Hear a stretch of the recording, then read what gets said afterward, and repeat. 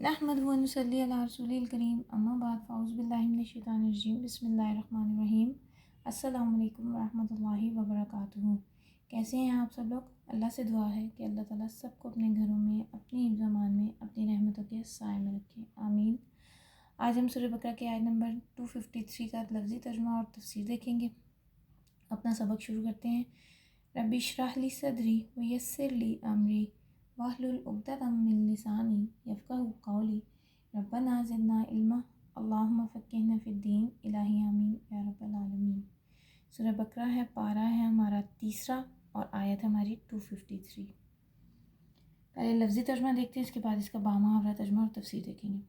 تلک الرسول، یہ رسول ہیں، فضلنا، فضیلت دی ہم نے، بعضہم، ان میں سے بعض کو، علی بعضٍ، بعض پر، منہم، ان میں سے ہیں، من، جن سے، کلم اللہ، کلام کی اللہ تعالیٰ نے، ورفع، اور بلند کیا، بعضہم، ان میں سے بعض کے، درجات، درجے، وآتینا، اور دی ہم نے، عیسیٰ ابن مریم، عیسیٰ ابن مریم کو، البینات، روشن نشانیاں، وأیدنہ، اور تائید کی ہم نے اس کی، بروح القدس، روح القدس سے، یعنی جبرائیل علیہ السلام سے، ولو شاء اللہ، اور اگر چاہتا اللہ تعالیٰ، مقتتل، نہ لڑتے یا نہ باہم لڑتے، الذین، وہ لوگ، من، جو، بعدہم، ان کے بعد تھے، من بعد، اس کے بعد، ما، جب، جاءتہم،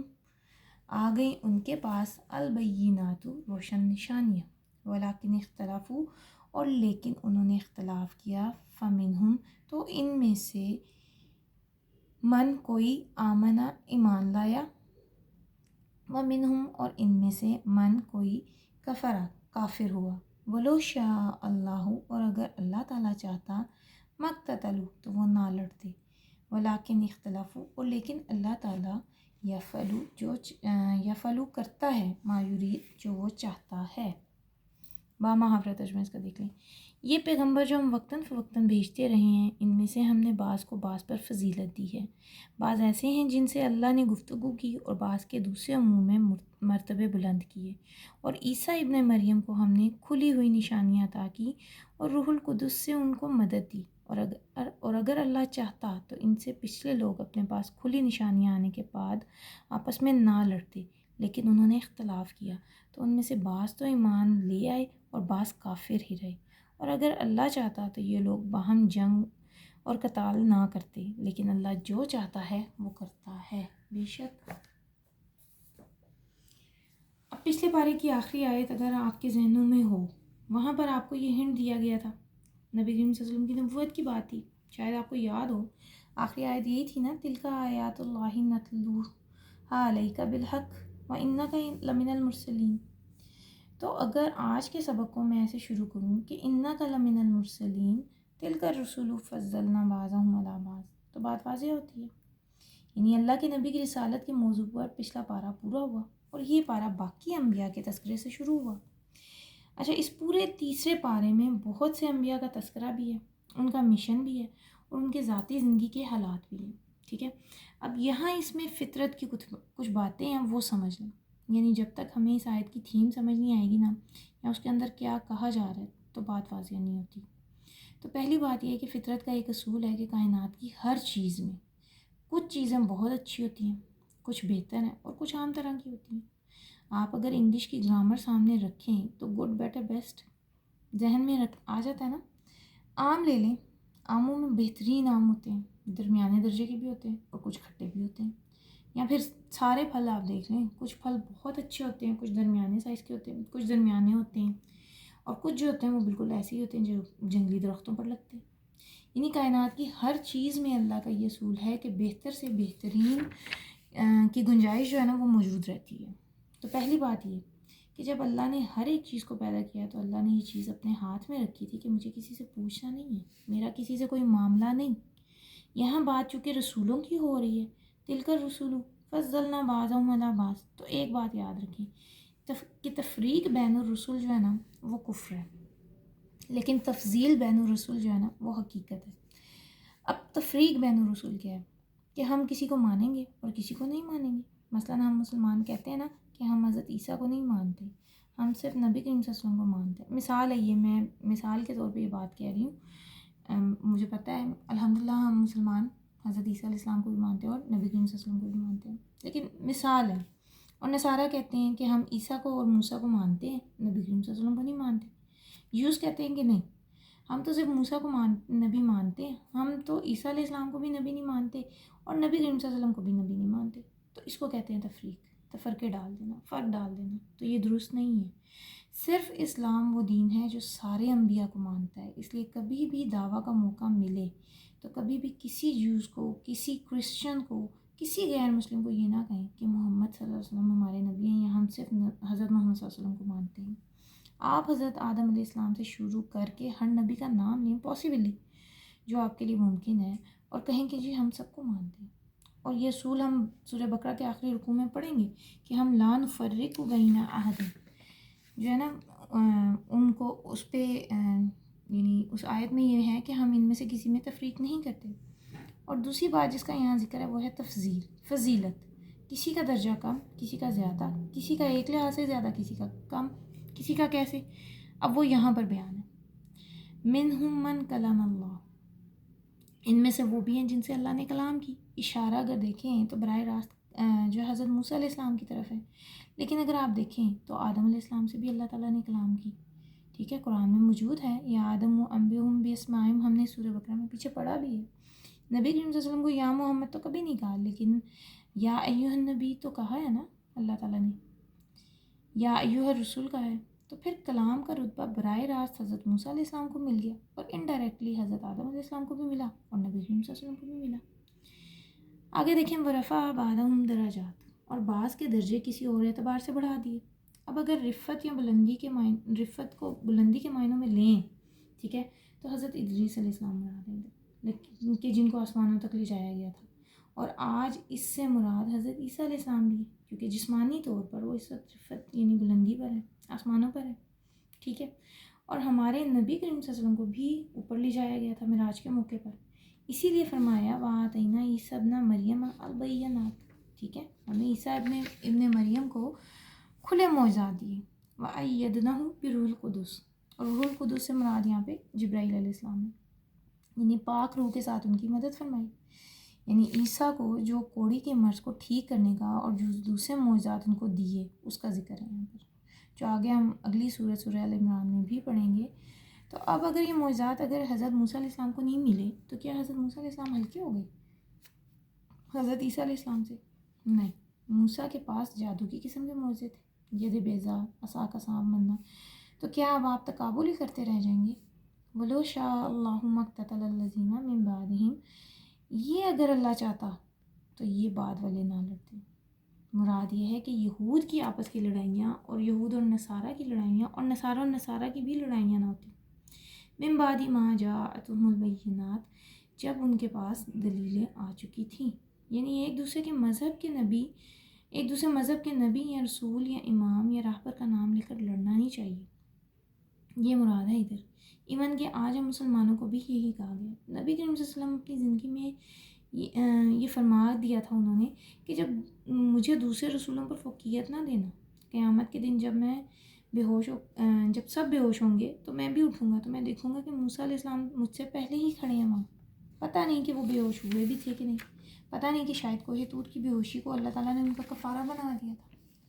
اسی طرح آپ صلی اللہ علیہ وسلم نے فرمایا کہ قیامت کے دن سب برہنہ اٹھیں گے. سب سے پہلے جس کو خلت یعنی ڈریس اپ کیا جائے گا، لباس پہنایا جائے گا، وہ ابراہیم علیہ السلام ہے. کیوں؟ کیونکہ آگ میں سب ڈالتے ہوئے ان کے جسم سے قمیض اتار لی گئی تھی. تو اب کیا ان باتوں پر جھگڑے شروع کر دیں؟ ہاں، آپ نے فرمایا کہ سب سے پہلا میں ہوں گا جس سے جنت کے دروازے کھلیں گے، سب سے پہلے میری قبر شک ہوگی. تو اصل بات اس میں کیا ہے کہ اپنے اپنے دور کے لوگوں میں آپس میں انبیاء کرام، اور جو بات یہاں انبیاء کرام کے ساتھ تھی آج امت مسلمہ دوسرے انبیاء کے نام پر تو نہیں کرتی. الحمدللہ ہم سب مانتے ہیں کہ ہم سب نبی اللہ کے ہم کے سب نبی جو ہیں وہ اللہ تعالیٰ کے تھے، کوئی جھوٹ نہیں ہے اس میں. ٹھیک ہے کہ ہم عیسیٰ علیہ السلام کو اللہ کا بیٹا نہیں مانتے، لیکن اللہ کا نبی تو مانتے ہیں نا. ہم موسیٰ علیہ السلام کو کلیم اللہ بھی کہتے ہیں. بٹ آج وہی کام جو پچھلی قوموں نے انبیاء کرام کے ساتھ کے نام پر کیا تھا، ٹھیک ہے، ہم ائمہ کرام کے نام پر کرتے ہیں. 4 اماموں کے نام پر امت 4 ٹکڑوں میں بٹی پہلے، ٹھیک ہے، پھر ہر ایک امام کو ماننے کا دعویٰ کرنے والے پھر آگے سے 4-6 جگہوں میں بٹ گئی۔ اسی لیے اگر آپ دیکھیں مثال ہے امام ابو حنیفہ رحمۃ اللہ کی کہ ان کو ماننے والے لوگ جو ہیں خود کو حنفی کہلائے، ٹھیک ہے، تو آگے ان کے پھر کتنے سیٹ ہمارے اپنے ارد گرد آپ کو دکھائی دیں گے، جس میں بریلوی بھی ہوں گے، دیوبندی بھی ہوں گے، خود کو حنفی کہلانے والے بھی ہوں گے اور خود کو اہل سنت الجماعت کہلانے والے بھی ہوں گے۔ تو وہ تقسیم در تقسیم تقسیم در تقسیم ہوئی، یعنی جس کو آپ کہہ سکتے ہیں گروپ ود ان گروپ، اس کو یاد رکھ کیا گیا۔ ولیکن اختلاف، لیکن انہوں نے اختلافات کیے، فمنہم من آمن ومنہم من کفر، پھر کوئی تو ایمان لایا اور کوئی تو کفر پڑ رہا۔ ولو شاء اللہ مقتتلوا، دوبارہ کہا اگر اللہ نہ چاہتا تو یہ نہ لڑتے۔ تو کیا مطلب ہے کہ پھر اللہ نے کہا کہ لڑیں؟ نہیں، اختیار کی آزادی دی تھی، عقل سمجھ دی تھی، لیکن انہوں نے غلط کام کو پسند کیا۔ ولیکن اللہ یفعل ما یرید، اور اللہ تعالیٰ چاہتا ہے جو کچھ وہ کرتا ہے، یعنی جو چاہتا ہے وہ کرتا ہے اللہ تعالیٰ، اس میں کوئی شک کی بات نہیں ہے۔ اللہ تعالیٰ نے اس دنیا کو بڑی حکمت کے ساتھ بنایا ہے، اور یہ دنیا جو ہے نا ایک آزمائش کا ہے، کمرہ امتحان ہے، ٹھیک ہے، کویشچن پیپر ہے یہ دنیا۔ اس میں اب کوئی صحیح چلا رہا ہے، کوئی غلط معاملہ کر رہا ہے، آزادی ہر ایک کے پاس ہے۔ جو غلط پرچہ لے تو اللہ تعالیٰ اس کو بھی نہیں روکتا ہے، جو صحیح پر آنا چاہے تو اللہ تعالیٰ اس کو بھی ویلکم کہتا ہے۔ یہی باتیں جو ہیں اگلی آیتوں میں بھی آئیں گی، لیکن خلاصہ کیا ہے اس ساری بات کا؟ پہلی بات یہ کہ تقابل نہیں کرنا چاہیے۔ لوگ آج استادوں کے نام پر تقابل کرتے ہیں، اداروں کے نام پر کرتے ہیں، مسجدوں کے منبروں کی اونچائیوں پر، لمبائیوں پر، اس کی خوبصورتی پر تقابل کرتے ہیں۔ تو کچھ لوگوں کا گمان ہے کہ چونکہ ہمارے منبر زیادہ اونچے نہیں ہوتے تو اس لیے ہمارے پاس لوگ کم آتے ہیں۔ تو یاد رکھیں کہ اہل کتاب پر تنقید کے نام پر آج امت مسلمہ میں تنقید کی گئی۔ یہ کیسے ہو سکتا ہے کہ کوئی انسان ہو اور اس میں کمی نہ ہو؟ یہاں ایک جملہ سمجھ لیں کہ صحابہ کرام میں بھی اختلافات تھے، لیکن وہ مخالفت میں نہیں بدلے، کیونکہ یہ ایک فیکٹ ہے کہ جب اختلافات مخالفت میں بدلتے ہیں نا تبھی جھگڑے شروع ہوتے ہیں۔ اور یہ بھی سمجھ لیں کہ دین کا مزاج جس سے آپ خوبصورت بن جائیں گے، اختلاف کو گوارا کریں، مخالفت سے جان بچائیں۔ گھر میں شوہر بیوی ہیں، ماں بچے ہیں، بھائی بہن، ساس بہو، نند دیورانی، یہی اصول رکھیں، اس سے پیچھے ہی ایک سٹاپ لگا دیں، بریک لگا دیں وہیں جہاں آپ کو لگے کہ ٹکراؤ ہونے لگے، سمجھ آنے لگ جاتی ہے کہ اب اس کے بعد لڑائی ہوگی، آوازیں اونچی ہوں گی، برتن ٹوٹیں گے، پاؤں پٹک کر کوئی ادھر جائے گا کوئی ادھر، تو اس کو نہ کرنے دیں۔ دیکھیے اس دنیا کی شرح میں ہم سب نے رہنا ہے، جیو اور جینے دو، live and let to live, one one one. اس سے خوبصورت قرآن آپ کو اور کیا دے؟ مجھے تو سمجھ نہیں آتا کہ لوگ قرآن کو پڑھ کر بھی ایک دوسرے کے لیے ناقابل برداشت ہیں، دین سیکھ کر بھی دوسروں کو کافر، مشرک، جہنمی اور کوئی ایکسٹریمسٹ کا تانا دیتا ہے۔ آپ کو جو بات سمجھ آئی ہے نا اس کو لے کر چل پڑیں۔ نبی کریم صلی اللہ علیہ وسلم کی نبوت کو دیکھیں، 23 سال تھے، 13 اور 10 سال۔ اس کے مقابلے میں حضرت نوح علیہ السلام کی دعوت کا ڈیوریشن کتنا تھا؟ 950 سال۔ تو دعوت کے ٹائم زون کے ٹائم پیریڈ کے اعتبار سے دیکھیں تو پھر نوح علیہ السلام کا مقام جو ہے وہ اللہ کے نبی سے کیا بڑھ گیا؟ لیکن نوح علیہ السلام کا وقت جو ہے 950 سال تک ختم ہو گیا، اللہ کے نبی کا قیامت تک رہنا ہے۔ تو پھر اس مقام اور رتبے میں تو آپ صلی اللہ علیہ وسلم بڑھ گئے نا۔ پھر اس دور میں کتنے لوگ تھے؟ پھر آپ صلی اللہ علیہ وسلم کے کتنے ہیں؟ آپ کی پوری زندگی آپ دیکھیں کہ دعوت اور تبلیغ کی جان کو گلانے والی کشمکش میں مبتلا رہے، بد دعاؤں کے بدلے میں ہمیشہ دعائیں دیں۔ تو اللہ کے نبی جیسے انسان جن کی شان سب سے بلند ہے اور ہمارا ایمان ہے، اس میں کوئی جھوٹ نہیں ہے، کوئی شک نہیں ہے، لیکن کسی کو نہ جتلائیں۔ اور آخری بات اس میں سے آپ کے میرے لیے کیا ہے کہ جب اپنے انجام پر نظر رہتی ہے نا تو آپ کو یہ بھول جاتا ہے کہ کون آگے اور کون پیچھے ہے، آپ اپنی فکر کرتے ہیں کہ میں کدھر جاؤں۔ اس آیت کا تھیم سمجھ لیں، شخصیت پرستی۔ اسلام جو ہے نا وہ پرسنالٹی ورشپ کو ڈسکریج کرتا ہے۔ اختلافات صحابہ میں بھی تھے، تو کئی اختلافات ہوں گی، ٹھیک ہے، لیکن محبتوں کا محور ایک ہی تھا، اور وہ کون تھے؟ اللہ اور اس کے رسول۔ ادھر سے نکلتے تھے، ادھر سے نکلتے تھے، لیکن اللہ کے نبی کی ذات میں آ کر سب ضم ہو جاتے تھے۔ آج ہماری محبتوں کے محور بدل گئے ہیں، اسی لیے آج امت ٹوٹی پڑی ہے۔ اللہ ہمیں ہدایت دے، آمین۔ اور اللہ تعالیٰ ہماری امت کی اصلاح، نبی کریم صلی اللہ علیہ وسلم کی امت جو ہے ان کی اصلاح کر دے، اور اللہ تعالیٰ ہمارے لیے اس قرآن کو سمجھنا آسان بنا دے، کیونکہ ہم سب کی نجات کا ذریعہ ہی قرآن اور سنت ہے۔ اور اللہ تعالیٰ ہمیں اس کی سمجھ بوجھ عطا کرے، اس پہ عمل کرنے والا بنا دے، آمین۔ وما علینا الا البلاغ۔ السلام علیکم ورحمۃ اللہ وبرکاتہ۔